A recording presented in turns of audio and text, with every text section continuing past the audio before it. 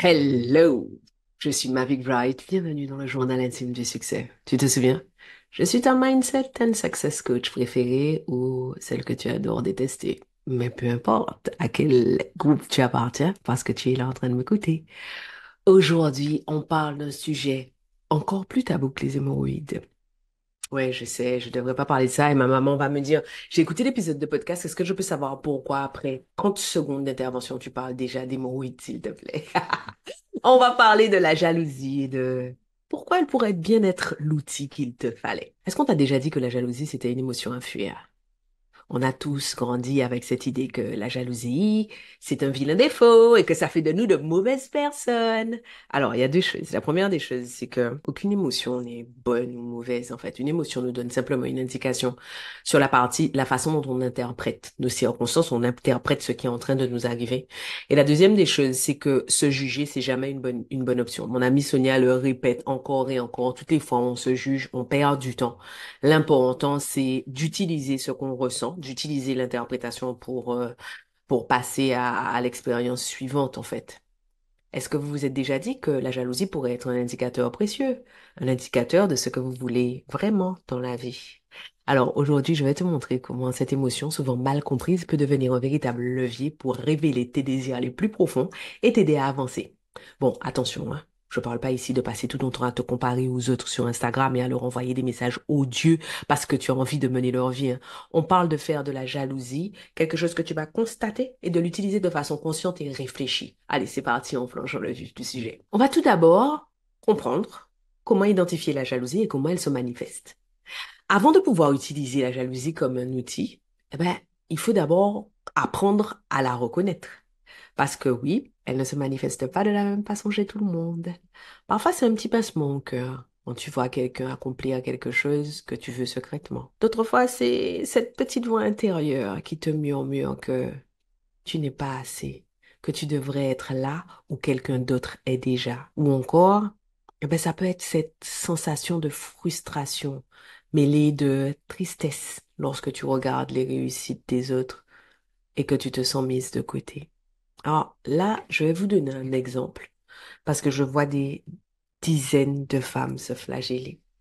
Je vois des dizaines de femmes qui, par exemple, ben, veulent un enfant, essaient d'avoir un enfant depuis des années et dont le cœur se serre quand une sœur ou une cousine, une amie est enceinte ou a un enfant. Mais enfin, ça ne veut pas dire que vous êtes une mauvaise personne. Ça ne veut pas dire que vous n'êtes pas heureuse pour l'autre, mais vous êtes quand même pas en téflon. Enfin, vous pouvez pas ben, vous empêcher de voir que ben, vous aimeriez bien aussi avoir un bébé qui soit à vous. Ça m'est arrivé à plusieurs reprises que plusieurs de mes amis, comme vous le savez, j'ai une famille nombreuse, et j'ai aucun problème avec tous les sentiments mitigés, comment dire, tous les sentiments contradictoires qui peuvent y avoir hein, autour d'une grossesse, parce que moi j'ai eu mes quatre petits, mes quatre derniers, je les ai eus grâce à la PMA. Et vous pouvez pas savoir le nombre de mes amis qui m'ont appelé en culpabilisant, en me disant, je suis désolée, enfin, je suis contente pour toi, je suis heureuse pour toi parce que je sais que tu as toujours voulu une grande famille, mais j'ai tellement mal. Est-ce que ça fait de moi une mauvaise personne? Alors, je pense que elles allaient avec moi jusqu'à est-ce que je suis une mauvaise personne parce que je suis coach et que probablement avec quelqu'un d'autre, elles ne seraient pas allées aussi loin. Mais combien de fois j'ai dit, mais non, ça fait pas de toi une mauvaise personne. Enfin, moi, je suis contente, hein, d'être enceinte, mais enfin, j'ai le cœur brisé chaque fois que je pense à toi. Bah, enfin, je veux vraiment que vous voyez de quoi je parle là. Je vais vous donner d'autres exemples concrets. Tu ouvres ton Instagram et tu vois une amie en train de poster des photos de son dernier voyage de rêve. Tu regardes la photo et tu ressens un mélange de frustration et d'envie. Même si tu ne l'admets pas immédiatement. La photo a piqué un petit quelque chose. Ou alors, lors d'une réunion de travail, une collègue reçoit des éloges pour un projet professionnel sur lequel tu as aussi travaillé. Ben, tu ressens un petit pincement au cœur. Mais tu le réprimes en te disant que tu devrais être heureuse pour elle. Tu vois quelqu'un décrocher une opportunité que tu convoitais. Plutôt que de te réjouir pour la personne, tu ressens une vague de tristesse et peut-être même de colère ben, que tu parviens pas à expliquer sur le moment. Pour reconnaître la jalousie, Sois attentive à ces petits signes dans ton corps et dans ton esprit. Et ce dont je m'aperçois en coachant des femmes, c'est que c'est tellement tabou, c'est tellement socialement inacceptable, c'est tellement mal vu, la jalousie, que parfois on ressent les petits signes et on les interprète de façon complètement différente.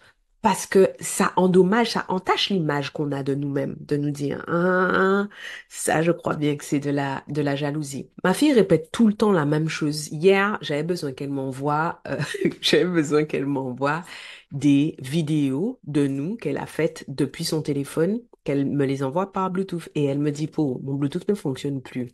Maman. Et je lui dis, mais bébé, essaie encore. C'est peut-être moi, essaie. Après, je lui dis, ben, si ça fonctionne pas comme ça, colle ton téléphone sur le mien. Après, je lui dis, dépose mon téléphone sur le tien. Elle me dit, maman, la première étape pour guérir, c'est reconnaître, hein. C'est là que je voulais vous emmener. Si on veut avoir une chance d'utiliser les signaux que nous indique la jalousie, il faut d'abord la diagnostiquer, la voir. Est-ce que parfois tu te sens soudainement dévalorisé, envahi par une sorte d'amertume ou d'envie quand tu regardes les accomplissements des autres? Note ces moments. C'est souvent un bon indicateur que tu es en train de ressentir de la jalousie. Maintenant, on va passer à l'étape suivante, maintenant que tu sais comment identifier la jalousie. Je te dis pas que tu es en permanence jalouse, qu'on est en permanence jalouse, que tout le monde... Parce que ça aussi, c'est un truc hyper répandu, les gens sont jaloux de moi, les gens sont jaloux de moi, tout le monde n'est pas jaloux de toi, arrête-toi une minute un peu. Ça, c'est ton ego qui parle. Je suis pas en train de dire que c'est quelque chose que vous ressentez tout le temps. Je suis en train de dire que lorsque vous ressentez ce genre de sensation, c'est peut-être le moment de vous dire, oh, il se passe quelque chose. La jalousie, c'est un miroir de nos désirs inconscients. Eh ben, on a toutes des désirs conscients, ce qu'on exprime clairement. Moi, j'ai toujours dit que je voulais une famille nombreuse. J'ai toujours dit que je voulais être chef d'entreprise et que je voulais avoir un business successful. Alors, il y a ces désirs qu'on exprime clairement. Réussir dans notre carrière, avoir une vie équilibrée, être en bonne santé. Mais il y a aussi des désirs inconscients, ceux qui se cachent dans les recoins de notre esprit et qu'on n'ose pas toujours s'avouer. Il y a des désirs qui sont là, bien enfouis, et qu'on n'ose pas s'avouer.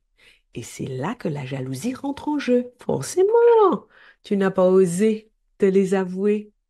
Cette émotion, qui est souvent extrêmement mal vue, peut en réalité servir de déclencheur pour révéler ces désirs qu'on garde enfouis. C'est un peu comme quand tu te surprends à envier quelqu'un pour quelque chose que tu ne pensais même pas vouloir. En réalité, la jalousie met en lumière un désir caché, un besoin non satisfait que tu n'avais peut-être même pas conscience d'avoir. Des études en neurosciences ont montré que la jalousie active le cortex singulaire antérieur, une partie du cerveau impliquée dans le traitement des émotions et des décisions. Cette région est particulièrement sensible au désir inconscient, ce qui explique pourquoi la jalousie peut parfois nous révéler des choses sur nous-mêmes que nous ignorions. Quand tu ressens de la jalousie, c'est comme si ton cerveau te disait, regarde ça de plus près. Il y a peut-être quelque chose ici que tu veux vraiment. La prochaine fois que tu te sens jalouse, au lieu de te flageller, de te dire que tu es quelqu'un de moche, d'avoir honte, prends un moment pour t'interroger. Qu'est-ce que cette émotion est en train de me dire? Quel désir non exprimé essaie-t-elle de me révéler? J'ai été bluffée, impressionnée, enfin, par une intervention de Catherine Zenkina à laquelle j'ai assisté, enfin, la fille est successful, enfin. Et elle explique qu'elle a vu, j'oublie, elle parle d'une sommité et elle dit que elle l'a regardé annoncer un de ces événements et qu'elle a ressenti de la jalousie. Et que quand elle a ressenti ce sentiment de jalousie, elle s'est arrêtée et elle s'est dit, tiens, oh, ça vient d'où ça? Qu'est-ce qui se passe? Et quand elle a cherché, elle s'est rendue compte que faire des événements en présentiel lui manquait simplement. Elle avait de nouveau envie d'être face à son public. Elle a simplement recommencé à organiser des événements en présentiel.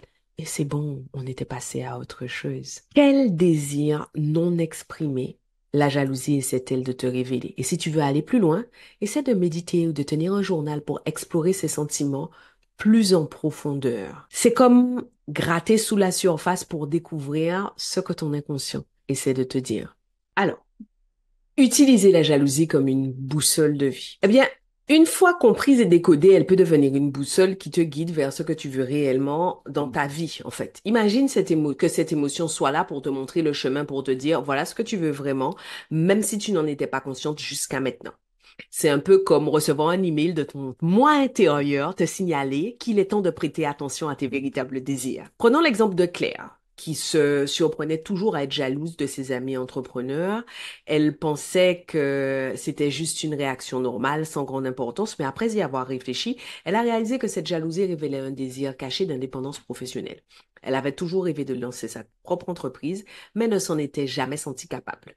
Cette jalousie a été le déclic pour elle, la poussant à explorer cette voie et finalement à franchir le pas. Une étude menée par la University of California a révélé que 70% des personnes qui reconnaissent et explorent leurs sentiments de jalousie finissent par changer de direction dans leur vie personnelle ou professionnelle en réalisant que ces sentiments étaient en réalité des indicateurs de désirs profonds non exprimés.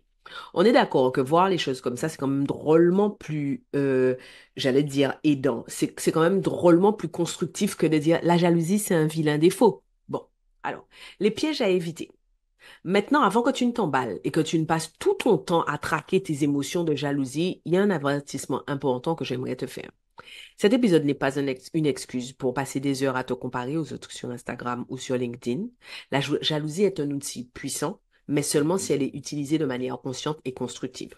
Le danger, c'est de tomber dans le piège de la comparaison excessive qui ne fait que te tirer vers le bas et nourrir des insécurités inutiles. Donc, l'idée, c'est pas du tout d'aller te livrer à des activités d'espionnage virtuel et ensuite de te tirer vers le bas. Utilise la jalousie comme un signal pour explorer tes désirs, mais ne te laisse pas submerger par elle. Lorsque tu sens que la comparaison commence à prendre le dessus, prends un pas de recul. Demande-toi, est-ce que ce que je ressens est vraiment utile ou est-ce que je suis en train de m'auto-saboter? Si c'est la deuxième option, il est temps de fermer Instagram, d'enfiler tes AirPods et de te reconnecter avec toi-même à travers une activité qui te fait du bien. Le but n'est pas simplement de reconnaître la jalousie, mais de l'utiliser pour t'aider à avancer. Une fois que tu as identifié ce que ta jalousie te dit sur tes désirs et tes besoins, il est temps de passer à l'action.